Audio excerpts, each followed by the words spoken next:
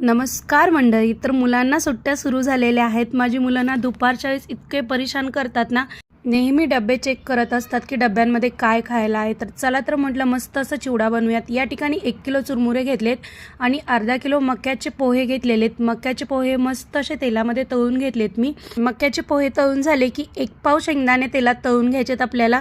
मस्त असे शेंगदाणे तळून झालेले आहेत. शेंगदाणे झाले की लगेच कढीपत्ता तळून घ्यायचा आहे. इथे बारीक चिरून हिरवी मिरची घेतलेली आहे. हिरवी मिरची आपल्याला मस्त अशी तेलामध्ये तळून घ्यायची. तुम्ही लाल तिखटही वापरू शकता. त्यानंतर इथे भरपूर असा जाडसर असा लसूण बारीक करून घेतलेला आहे मी.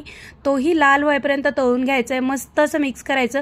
त्याच तेलामध्ये जिरे घालायचे फोडणीला, 1.5 चमचा हळद, 2 चमचे धना पावडर, चवीनुसार मीठ घालायचं आणि मस्त असं मिक्स करून आपल्याला चिवड्यामध्ये हे घालून घ्यायचं आहे. 2 चमचे पिठी साखर घालून छान असं मिक्स करून घ्यायचं आहे. मस्त असा चिवडा तयार झालेला आहे. व्हिडिओ आवडला असेल तर चॅनलला सबस्क्राईब नक्की करा.